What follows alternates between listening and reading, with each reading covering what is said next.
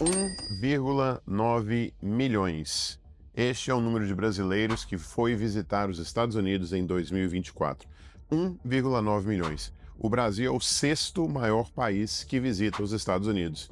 Bem, isso corre um grande risco de mudar, porque pelo jeito o IOF não vai desaparecer, então vai ficar cada vez mais caro para o brasileiro viajar para o exterior. Cenas dos próximos capítulos, mas guarde esse número: 1,9 milhões, o número de brasileiros que visitam os Estados Unidos ou visitaram os Estados Unidos em 2024. Vamos lá, Tarso? E aí, como é que estão as coisas aí? Vamos lá. Tô bem, um pouquinho cansado, mas tá tranquilo. Cansado? Cansado de quê, rapaz? Cansado. Você tá na praia, estudando, bem remunerado. Te mandei R$ 40 para você pelos últimos episódios. Dessa vez vou mandar 30, porque a crise tá aí chegando para todo mundo. É verdade. Inclusive é um papo que a gente vai comentar hoje, hein? Então vamos lá, conta para nós as notícias da semana e vamos bater o papo semanal do que aconteceu na semana. Vamos lá. Primeiramente para os índices. O Ibovespa cai 0,58%. O dólar sobe 1%. O Bitcoin cai 5,22%, porque que estava subindo muito, caiu um bocadinho também, né? S&P 500 sobe 1,9%, Nasdaq sobe 2%, Eurostock sobe 0,3% e o Nikkei sobe 1%. Um pequeno comentário isso aí, de novo, bolsa, esses números sempre vão oscilar para cima e para baixo. Não se assustem com isso, os números sobem, os números caem, mas algo interessante comentar sobre isso agora é que as empresas de tecnologia voltaram a estar na ponta do S&P 500. São, de novo, as empresas mais valiosas dos Estados Unidos, são o Magnificent Seven. Entre elas, a Nvidia, que mais uma vez aumentou o seu lucro. Bom, continuando. Vamos então para os temas da semana. O Haddad alerta que o dinheiro acabou e está buscando alternativas fiscais. O Brasil permanece em último lugar no ranking de retorno de impostos. A BYD ultrapassa a Tesla em vendas globais de carros elétricos e o Elon Musk deixa o conselho do governo nos Estados Unidos. E aí, por onde começamos? Vamos em ordem, eu gostei da ordem dessa semana, vamos seguir em ordem, porque tem muita coisa para falar e pouquíssimo tempo, então vamos lá. Então vamos lá, primeiro tema. Haddad, o dinheiro acabou. A pressão por medidas fiscais tem aumentado cada vez mais. O governo não está tendo recurso suficiente para conseguir fazer tudo que ele prometeu e, ao mesmo tempo, continua aumentando seus gastos populistas devido à próxima eleição. Uma coisa que está acontecendo agora é que o governo vai propor um projeto de conseguir aumentar a bolsa de gás para diversas famílias. Promessas de campanha eram de picanha, de tudo, agora está sendo de gás. E, bom, o dinheiro está fazendo isso sem nem ter dinheiro para fazer, né? Mas vamos lá, pode fazer seus comentários. Vamos lá, eu acho interessante o seguinte: primeiro, que as promessas estão só diminuindo, né? O que o governo estava prometendo está só diminuindo, mas são promessas populistas. Mas o que não me preocupa não são as promessas que o governo está fazendo, mas dentre elas estão energia de graça, agora gás de graça, agora são várias coisas, porque estamos virando um ano de eleição. Mas mais importante para isso, do que isso, é quanto o governo está gastando com o governo. Nunca teve um governo tão inflado. O dinheiro que está sendo repassado para deputados ao longo do Brasil todo, para tentar manter a base com suporte ao governo, o Brasil nunca gastou tanto, e vamos ver em um próximo assunto que essa gastação do governo brasileiro não está voltando para a população. Então, no ano eleitoral, o que o ministro da Economia falou? Acabou o dinheiro. Se a gente não arrecadar mais, o Brasil vai literalmente parar. Aí volta o imposto. No lugar de fazer o dever de casa, tornar-se mais eficiente, diminuir a taxa tarifária de imposto, que o Brasil já não aguenta mais, a gente tem comentado isso, o Brasil já não aguenta mais tanto imposto. Não, vamos aumentar o IOF de novo, não tem como correr.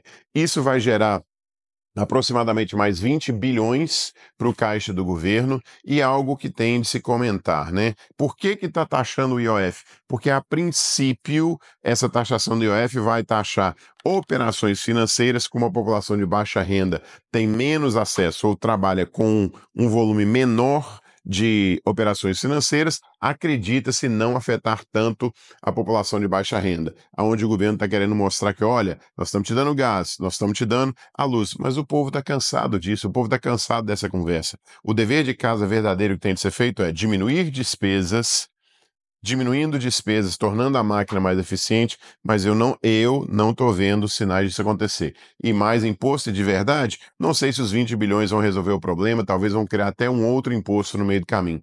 Mas é triste, mas é o Brasil que nós estamos vivendo nesse momento. Pois é, uma coisa que a gente já comentou muito sobre, não é a primeira vez que a gente fala isso no podcast, e finalmente as consequências disso estão aparecendo, né? Ele literalmente sinalizou um shutdown da máquina pública, então vai parar de funcionar. Ele agora sinalizou um corte de 30 bilhões no orçamento e de 10 bilhões de bloqueio, assim como esses 20 bilhões que possivelmente vão ser arrecadados com o IOF, né? Então, precisa-se ter dinheiro, não está conseguindo arrecadar o suficiente e está se gastando muito. É o que é, tomara que o Brasil pare de aguentar, mas é isso, a gente já falou tanto disso que é um. É, Eu desisto. vira recorrente, né? Vira recorrente. Tá sempre falando que lá atrás, quando nós começamos a fazer o podcast, a gente falou que a solução não é aumentar só a arrecadação, é diminuir o gasto. E uma conta simples, analistas falam o seguinte, que o brasileiro está gastando os primeiros 5 meses do ano pagando imposto. Então, não tá dando, né? Então, opa, peraí, tem até uma charge que eu vi numa revista recente, peraí, opa, 5 meses o brasileiro está pagando imposto, então tem 7 que a gente não está arrecadando, vamos taxar mais, precisa trabalhar mais tempo para nós para arrecadar mais. Precisa de uma eficiência melhor na máquina pública. Bom, vamos lá. Pois é, comentamos semana passada também sobre o Brasil estar no ranking dos países que mais gastam com imposto, e dessa vez a gente fala que o Brasil continua no ranking dos países que menos têm retorno dos impostos. Então, assim, a gente paga muito, recebe muito pouco e tem que lidar com as consequências disso. E isso que a gente comentou, não tem problema. Eu acho que a população brasileira fala assim: poxa, eu estou pagando imposto, mas eu tenho estrada de qualidade, eu tenho saúde de qualidade, eu tenho escola pública de qualidade, eu tenho ensino de qualidade, eu tenho aeroportos de qualidade.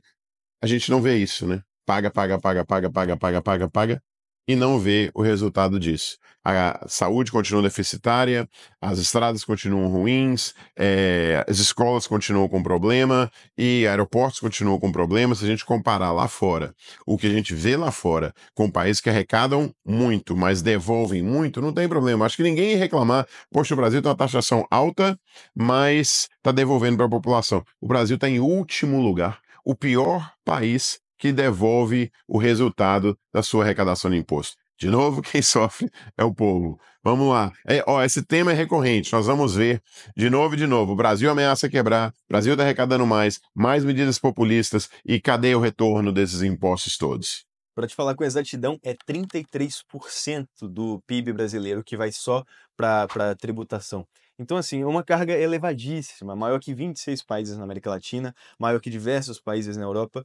Claro que a gente não vai comparar com alguns países que são paraísos, assim, para se viver, como são os países nórdicos, mas eles têm o retorno no que eles pagam.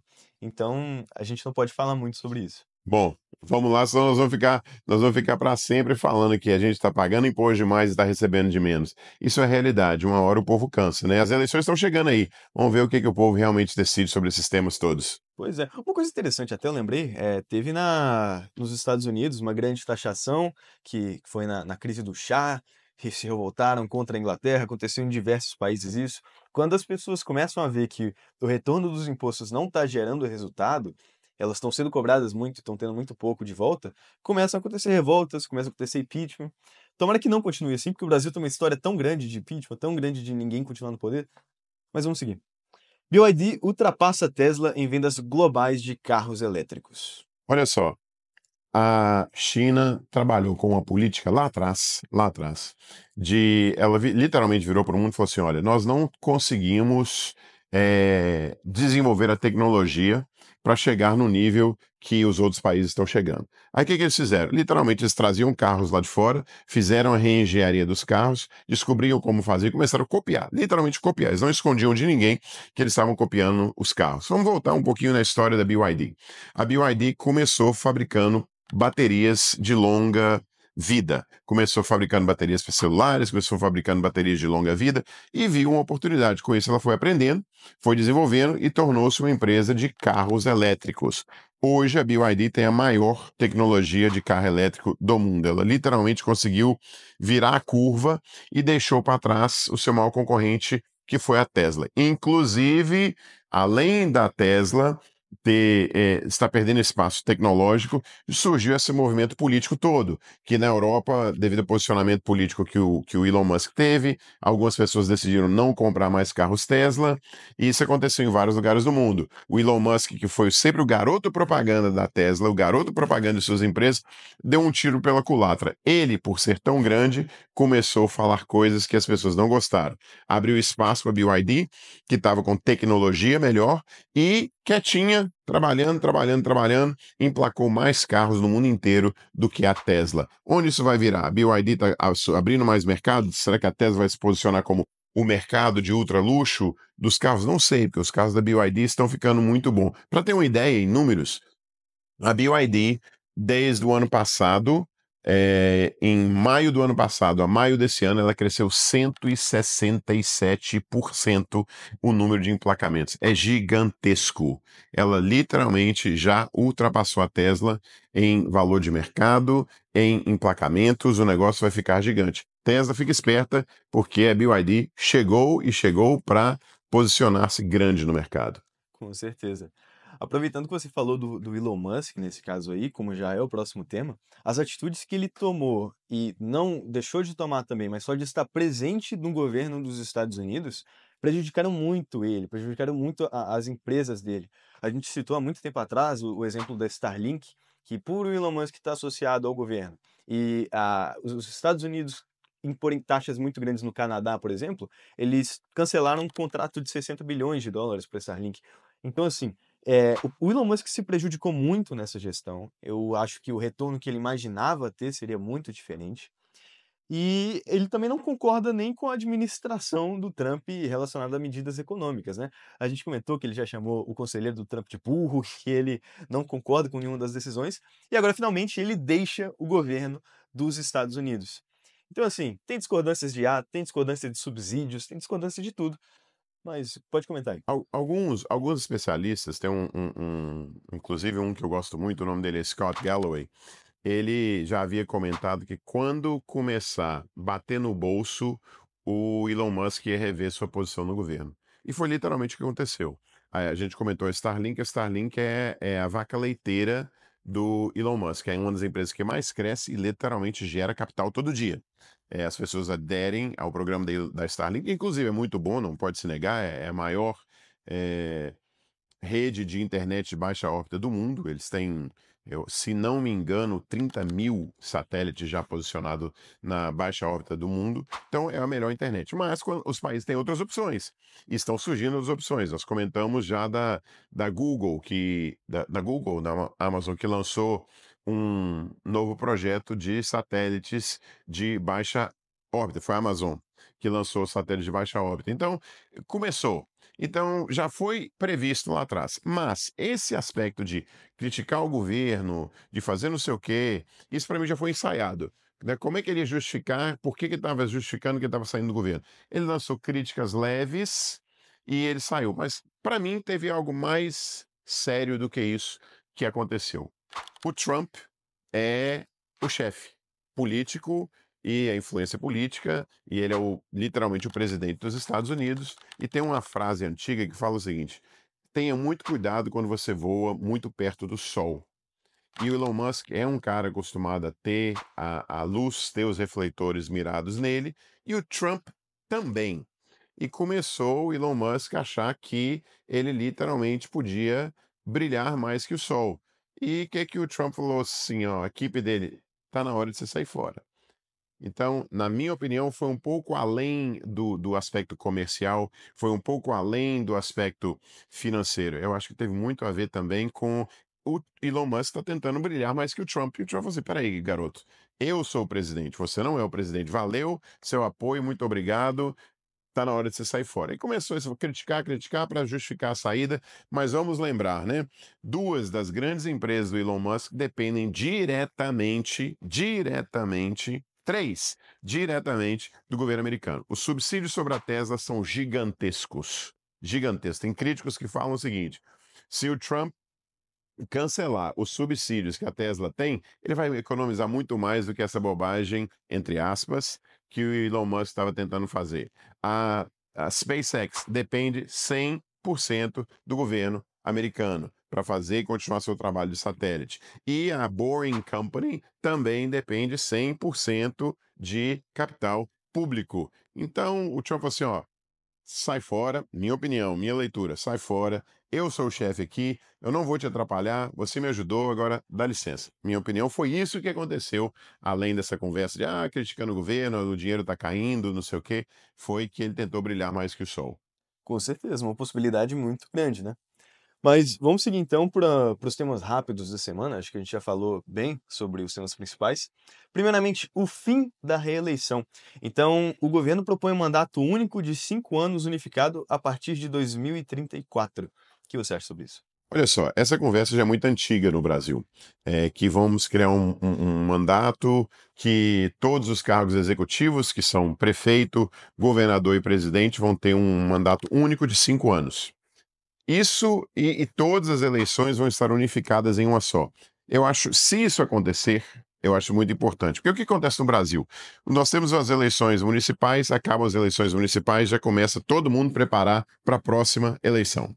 Aí, que é daqui a 2 anos. Aí começa 2 anos, acaba a eleição, todo mundo começa a preparar para a próxima eleição. Os governantes começam a governar não necessariamente para o povo, eles começam a governar para a próxima eleição. Isso é muito ruim. Se for realmente acontecer, e um passo importante tem de ser dado e reconhecido, foi tomado, a CCJ votou a favor do projeto de lei. Agora esse projeto de lei vai ser votado em plenário do Senado. Se isso continuar andando, vai ser votado na Câmara. Tem um caminhar muito longo, mas o fato da CCJ ter analisado e ter dado o ok, para mim já é um grande avanço. Tomara que dê certo. Eu espero que dê certo e que vai ser um passo muito bom para o Brasil. Com certeza. Acho que inclusive poderiam ir além, né? Esse papo de reeleição ou não, de ter esse controle governamental maior entre a tripartição dos poderes, vai desde Montesquieu, que foi um dos pais do liberalismo, do iluminismo, que conseguiu gerar as regras principais da tripartição do poder para conseguir manter um controle público mais estável. Agora, se a gente for mudar, e aí a gente tem o executivo com cargos durante um tempo menor, ao invés de ser 8 anos, por exemplo, seria 5, só que sem reeleição. Como é que a gente faria com o judiciário, por exemplo, que hoje em dia é eterno no Brasil? Mas eu acho que é papo para outra fase, né? É papo outro dia, né? Mas algumas coisas eu acho importante a continuidade. Não adianta, tudo some depois. Não, tem de ter continuidade, mas esse tema aí é muito complicado, a gente entra nele em outro dia. Mas esse especificamente, eu acho que será muito positivo para o Brasil. Vamos então. Suspensão de vistos de estudantes nos Estados Unidos. O governo dos Estados Unidos pausou temporariamente os vistos, afetando estudantes e intercambistas, principalmente os brasileiros, né, que somos nós. Não só os brasileiros. Na realidade, a alegação que está sendo dada pelo governo Trump é que ele quer mais fiscalização em vistos de estudantes, especialmente para verificar se não está, através desses vistos de estudantes, não estão vindo apoiadores de grupos terroristas no mundo afora, etc, etc, etc. Uma crítica muito grande nisso é que começa a gerar talentos que queriam ir para os Estados Unidos começam a querer ir para outros lugares, vão querer ir para a Inglaterra, vão querer ir para o Canadá, vão querer ir para outros países que não é tão complicado. Cenas para os próximos capítulos, mas lembra que tem uma briga, por exemplo, acontecendo com Harvard, que foi a primeira instituição que teve coragem de falar assim: peraí, Trump, o que você está fazendo não é assim. O governo americano já cancelou 2 bilhões de dólares de dinheiro que o governo dava para Harvard, para pesquisas, etc, etc, e está fazendo outras ameaças. Literalmente, fala assim, ó, se você mexer comigo, eu vou cortar no seu bolso. Harvard é uma empresa uma instituição de ensino muito rica, mas o próximo passo agora é falar que vamos rever todos os vistos, que afetam principalmente as mega instituições de ensino nos Estados Unidos. Mas, como o Trump é negociador, já vimos isso nas tarifas, as tarifas da Europa, 50%. Vamos ver isso a partir daqui a 2 ou 3 meses. Daqui a pouco tem uma mudança nisso aí. Em relação a isso, eu realmente reforço o que eu falei anteriormente sobre o Trump. Eu acho que algumas atitudes que ele faz são só burras e políticas ao invés de práticas de fato. Mas vamos continuar. Petrobras emite 3 bilhões em debêntures, então a captação visa reforçar o caixa, conseguir mais apoio de investimento para a empresa. Afinal, é uma empresa que é em parte governamental e os lucros da empresa também são distribuídos para o governo. E como é uma fase que a gente já concordou que o governo está precisando de dinheiro, não seria mal, né? Lembra que a Petrobras é um monopólio no país gigante que é o Brasil. Ela tem altíssima tecnologia em extração de petróleo, tem de reconhecer a qualidade do serviço da Petrobras quando ela não é usada para coisas erradas. O que são debentures, para quem não sabe? Literalmente, a Petrobras está emitindo um documento e pegando dinheiro emprestado no mercado para fortalecer o seu caixa. O governo precisa de dinheiro. Onde que ele vai buscar dinheiro? Nas empresas que ele tem participação. Então, nós vamos ver aí, na minha opinião, grandes pagamentos de dividendos saindo aí das empresas que o governo é grande acionista. Mas é importante, a Petrobras é uma grande empresa que, de novo, empresa de petróleo que não busca petróleo novo vai ter problema. Então, tem coisas mudando aí que eu acho que vai ser muito importante para a Petrobras para Com frente. certeza. Vamos seguir então. A Vale detalha estratégias ambientais. Então, um novo relatório ESG, a gente sabe que essa política de empresas verdes, empresas que têm crédito de carbono positivo está crescendo cada vez mais, o mercado de carbono está crescendo cada vez mais. E agora a Petrobras detalhou uma nova estratégia A Vale. ambiental. A Vale detalhou uma nova estratégia ambiental. Quer comentar alguma coisa sobre isso? Não, eu acho importante. Eu acho que qualquer empresa que é extrativista tem de ter uma responsabilidade ambiental grande. E nesse caso, a gente fala de Vale, mas vamos estender também a Petrobras, são as duas maiores no Brasil. E eu acho que elas têm de ter uma responsabilidade ecológica também, para esse grande país que está dando tudo que essas empresas são. A BlackRock, por exemplo, está aumentando as indicações de investimento para empresas ESG. Então, esse incentivo está vindo não só do governo, mas também de algumas grandes empresas do setor privado. Se isso der certo, a gente vai ver para frente um bocado de empresas indo para o mundo verde. Vamos lembrar que esses grandes países aí, por trás de história, tem história, né? Você pega país, o Fundo Soberano Dinamarquês, você pega a Finlândia, você pega Fundo Volkswagen, você pega o Fundo de Pensão, esses fundos gigantescos no mundo, vai virar um selo para frente. Pode ter certeza que empresa que tem o selo verde é somente esse tipo de empresa que pode receber investimento do Fundo Soberano tal. Então, tem algo por trás disso. Você disse, a BlackRock já está fazendo indicações para investir nas empresas. Nós vamos ver isso é uma tendência. Eu acredito que a Vale não está fazendo isso apenas por ser uma empresa bonitinha. Está antecipando demandas que vão vir no futuro. Com certeza, com certeza. Pequenos negócios exportadores dobram em 10 anos. Então, o número de empresas pequenas passou de 5,4 mil em 2014 para 11,4 mil em 2024, que estão exportando para fora do Brasil. Muito interessante, né? A gente vê empresas pequenas cada vez mais inseridas no mercado da globalização. Sim, o globalização é importante. A gente está vendo, uma de nossas empresas também é exportadora.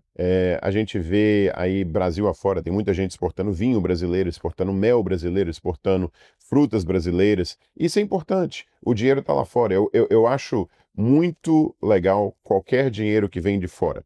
Qualquer dinheiro que não existia, aquele dinheiro pequeno que existia na economia, estava ali. Quando você começa a buscar dinheiro de fora, de outra cidade, outro estado, outro país, muito importante.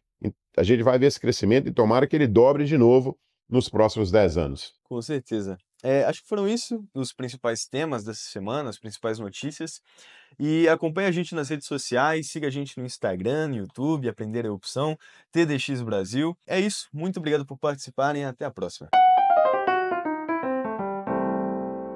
Preciso da sua ajuda. É muito importante que você nos siga e dê um like em nosso conteúdo, para que a gente possa continuar produzindo conteúdo. Eu te prometo que eu e nossa equipe vamos fazer o máximo possível para trazer conteúdo que você vai gostar. Nos siga no Instagram, @TDX Brasil, Aprender é Opção no Spotify e Aprender é Opção no YouTube. Obrigado!